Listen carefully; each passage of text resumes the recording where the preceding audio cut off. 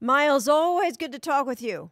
Yes, it's good to talk with you, too. And wow, what a story out there in the Oklahoma City area. As if 18-year-old Sarah McKinley didn't already have enough trauma and tragedy in her life. She loses her husband on Christmas Day. He lost a battle with cancer. Then her and her baby, their lives are threatened by these two thugs that are trying to break into her trailer. You know, it's first of all, it's just always incredibly sad when bad guys try to do this kind of stuff. But I was also very proud that for once the bad guys didn't succeed. You know, and this house is about a mile off the main road. So these guys, this wasn't some random thing. They had to go through a fence, a gated fence, if you will, and they went according to the sheriff that was telling us it was a mile back to get to the house where they were at. She did it by the book, though, Jenny. I have to admit, I was so proud of her. Given that here I am with a husband that passed away just 2 weeks ago, or less than 2 weeks ago, and having her child in there, and she stayed incredibly calm. I don't know if you've heard the interaction with the 911 operator, but boy, did she stay focused, and I was so proud of her. She really did, and she's on the phone talking about, hey, I know the door in my house isn't very strong. I stuck the couch up there, but what do I do? Can I shoot them when they come through? She's asking the dispatcher. Yep. The dispatcher, I thought, did a good job of minimizing it because of everything, but at the same time she did exactly what she needed to do because this guy came in armed, and they, I don't know if you know or not, but they've charged the other gentleman who ran away when the shots were fired. Shock, the other bad guy runs away, and they've charged him now with murder. Right. And I was very proud of that because for once they're standing up for the victims, and that's a nice thing to see. But my heart aches for her. I mean, talk about trauma and stuff going on. It's just painful. And this went on for over 20 minutes. There she is talking to the dispatcher. Then the dispatcher says, hey, you know what? I got to transfer you to a different police department. Yeah, can you believe that? Meanwhile, they're banging on the doors at 21 some odd minutes. I mean, if she did not have that gun, what would have happened? Gosh knows. I guarantee she would have been killed. Mm-hmm. And the reason for that is we're talking about somebody who lives out in the country to begin with. This wasn't a happenstance deal.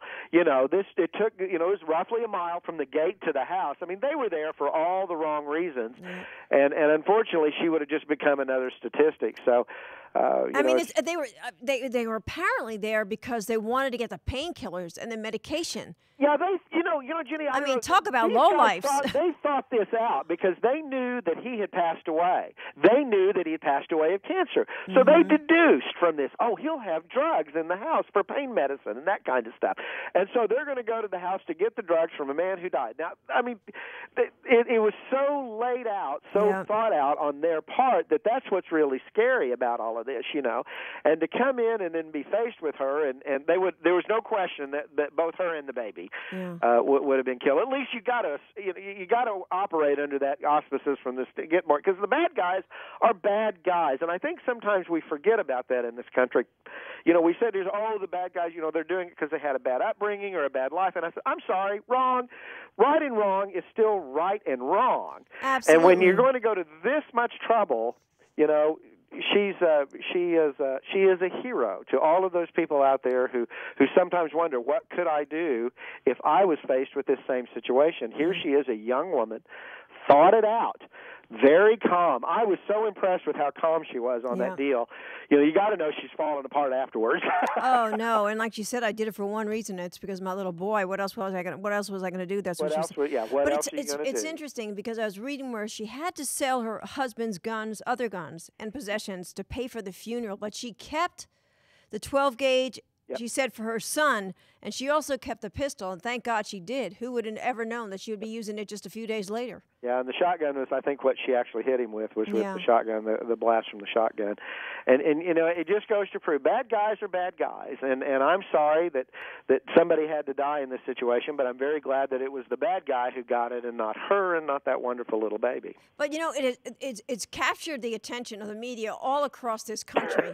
And, I hear them reporting on the story, and they play the 911, and I hope they remember this the next time they're out there saying, hey, we need to take guns away from the law-abiding, because if this lady didn't have that gun, God knows, like you said, where she'd be. Oh, yeah, and because the bad guys, seem to always get their hands on the things to do their crimes with because they're bad guys, Yeah. I'm amazed.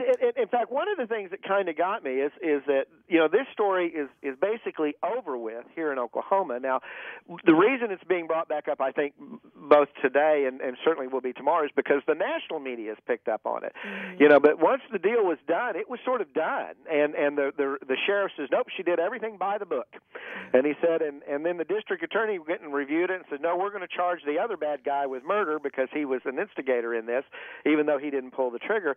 And it was sort of like it's all over now, Yeah, but Miles, even though the sheriff said she was justified, it's good because they're talking about the Castle Doctrine again, yes. and the fact that it's on the books there. If she needed it, she's got it. And right, I think and more states need to do that. Absolutely, I think it's ridiculous that you have to, run away. If you had an escape, there's some states that have, this escape clause. If somebody's at your front door and threatening to do harm to you, and you have a back door to get out of, and you decide, no, I'm going to stand and take my ground on this, you can be charged with involuntary manslaughter if you had a back door to get out of in some states. And it's like, I'm sorry, what? Yeah.